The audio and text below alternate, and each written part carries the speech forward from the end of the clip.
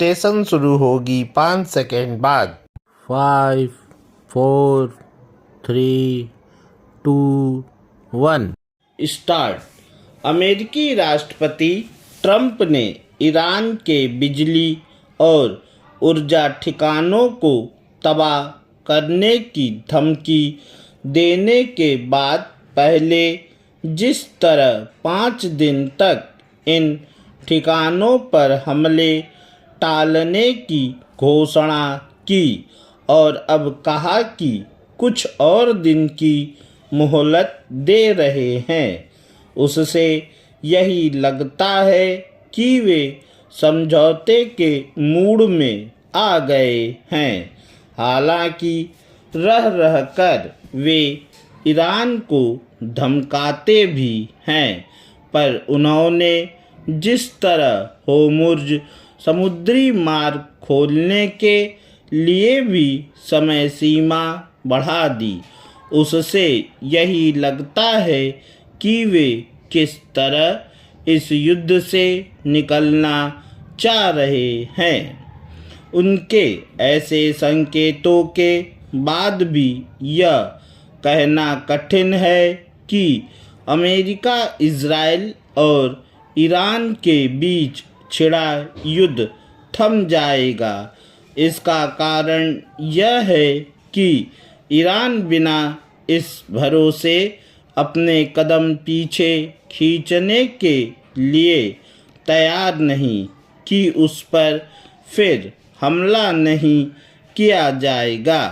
जिस तरह Iran America की युद्ध विराम संबंधी शर्तें मानने के लिए तैयार नहीं हो सकता, वैसे ही अमेरिका और इजराइल के लिए भी उसकी शर्तें मानना संभव नहीं। वास्तव में इसी कारण युद्ध थमता नहीं दिख रहा है। जहां इजराइल ईरान को निशाना बनाने में लगा हुआ है, वहीं ईरान उस पर हमले करने के साथ ही अपने पड़ोसी देशों पर मिसाइलें दाग रहा है। यह स्वाभाविक ही है कि इससे इन देशों का धैर्य जवाब दे रहा है। ये देश इसलिए अधिक परेशान हैं कि ईरान उनके नागरिक और ऊर्जा ठिकानों को भी निशाना बना रहा है। यदि खाड़ी के देशों ने ईरान पर जवाबी हमले करने शुरू किए तो युद्ध एक नए मोड़ पर पहुंच जाएगा। निसंदेह ऐसा न तो ट्रंप चाहेंगे और न ही विश्व के अन्य देश, क्योंकि ऊर्जा संकट कम होने का नाम नहीं ले रहा है। इसकी चपेट में भारत समेत अन्य एशियाई देश ही नहीं, यूरोप और अमेरिका भी आ गए हैं। इस ऊर्जा संकट के लिए प्रत्यक्ष रूप से तो ईरान जिम्मेदार है, जिसने होर्मुज़ जल मार्ग बाधित कर रखा है, पर परोक्ष जिम्मेदार अमेरिका ही है, जिसने बिना कुछ सोचे समझे इजराइल के साथ मिलकर ईरान पर हमला बोल दिया। ईरान ने अपनी जवाबी कार्रवाई से न केवल अमेरिका इजराइल को तंग किया है, बल्कि पड़ोसी देशों को भी।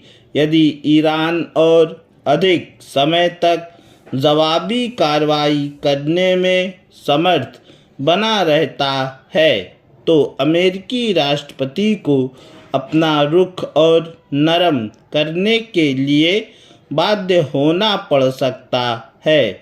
इस स्थिति में उनका प्रभाव कम ही होगा, न केवल अमेरिका में बल्कि अंतर्राष्ट्रीय मंचों पर भी ध्यान रहे कि विश्वव्यापी ऊर्जा संकट के लिए वही जिम्मेदार माने जा रहे हैं और घरेलू स्तर पर भी उनका विरोध बढ़ रहा है।